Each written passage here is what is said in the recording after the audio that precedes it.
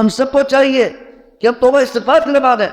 وَتُوبُوا إِلَى اللَّهِ جَمِيعًا أَيُّهَا الْمُؤْمِنُونَ لَعَلَّكُمْ تُفْلِحُونَ. اے مومنو، تم سب اکٹھے اللہ کی طرف رجوع کرو، توبہ کرو تاکہ تم کامیاب لعلکم تفلحون. اور نا امیدی نہیں ہونی چاہیے. گناہ ہم سے ہوتے ہیں لیکن ہمیں نا امید نہیں ہونا چاہیے، بلکہ اللہ رب العالمین خود فرماتے ہیں قل یا عبادی الذین اسرفوا علی انفسہم، اے میرے وہ بندو جنہوں نے اپنے آپ پر زیادتی کی ہے، اپنے آپ پر زیادتی کی، گناہ کر کے اپنے آپ پر زیادتی کی ہے. لا تقنطوا من رحمت اللہ، اللہ کے رحمت سے نا امید نہ ہو، نا امیدی پیدا نہ کرو.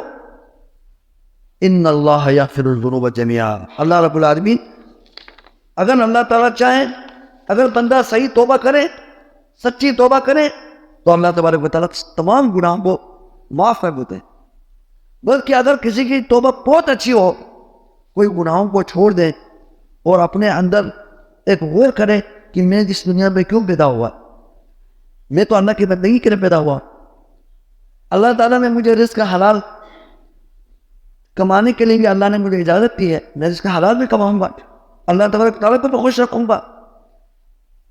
تو پھر اگر اس کی توبہ بہت اچھی ہو اور وہ سابقہ گناہوں کو چھوڑ دے، اس کے جو پچھلی زندگی بہت اچھی ہو، پہلے وہ گناہ کرتا تھا، غفلت کی زندگی بسر کرتا تھا، اگر وہ اپنے گناہ یعنی گناہوں کو چھوڑ کر اس کی توبہ بہت اچھی ہو، تو پھر اللہ تبارک و تعالیٰ کی طرف سے یہ ہے کہ اللہ تبارک و تعالیٰ اس بات پر بھی قادر ہے کہ صرف گناہوں کو معاف نہیں کرے گا، بلکہ اس کے جو پچھلے جو گناہ ہے نا، اس کو نیکیوں میں بھی بدل کر سکتے ہیں.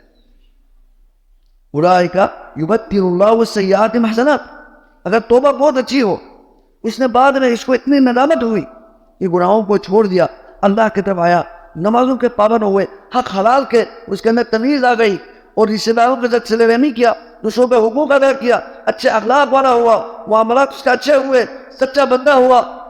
اگر وہ صحیح اللہ کے جو نیک بندہ ہو جائے، توبہ استغفار کے بعد اس کے اندر انقلاب برپا ہوا، اللہ تبارک و تعالیٰ کے ایک نیک ولی بن گیا، تو پھر وہ کیا ہوگا؟ اولئک یبدل اللہ السیئات حسنات.